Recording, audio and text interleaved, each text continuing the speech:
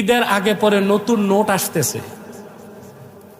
20 টাকার নোটে আগে ছিল 60 গম্বুজ মসজিদের ছবি। কথা বলে এখন নতুন 20 টাকার নোটে থাকবে কান্তজিউ হিন্দুদের মন্দিরের ছবি আর বৌদ্ধ মন্দিরের ছবি।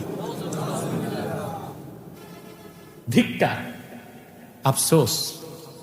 60 গম্বুজ মসজিদের ছবি বাদ দিয়া দেওয়া হচ্ছে কি কান্তজিউ মন্দির হিন্দুদের আর বৌদ্ধদের মন্দিরের ছবি দেওয়া হচ্ছে। 200 টাকার নোটে দেওয়া হচ্ছে মসজিদের ছবি, সাথে মন্দিরের ছবি, তারপর প্যাগোডার ছবি, তারপর গির্জার ছবি। আরে বাবা, তোমার দেশ কিন্তু খাতায় কলমে তোমার অঘোষিতভাবে বিক্রি হয়ে যাচ্ছে। কত চরম ধৃষ্টতা!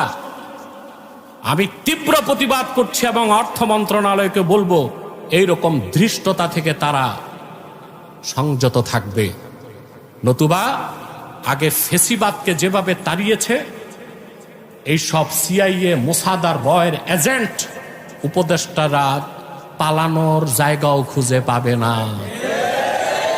কারণ পালানোর গর্তগুলোতে এখন আগে যারা আছে তারাই পালায় আছে, এখন আর জায়গা নাই, এখন আর জায়গা নাই। এদেরকে এই বাইরেই থাকতে হবে আর জনগণের পিঠা খাইতে হবে। 20 টাকার নোটে 60 গম্বুজ মসজিদ ছিল, খান জাহান আলী রহমতুল্লাহ যেটা করে গেছে, এটা বাদ দিয়া দেওয়া হচ্ছে কান্তজিউ মন্দির, এটার ছবি আর বৌদ্ধদের ছবি, ওই প্যাগোডার ছবি।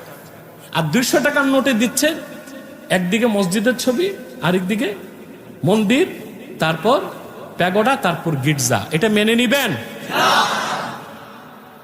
মেনে নেওয়ার মতো তো বিষয় না।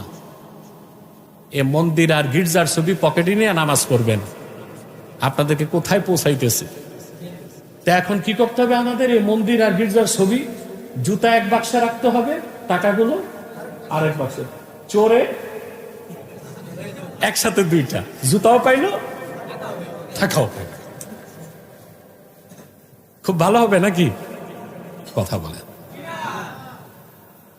আল্লাহ আমাদেরকে রক্ষা করুন, হক কথা বলার তৌফিক দান করুন, সত্যের উপর থাকার তৌফিক দান করুন, সত্যের উপর অটল অবিচল থাকার তৌফিক দান করুন।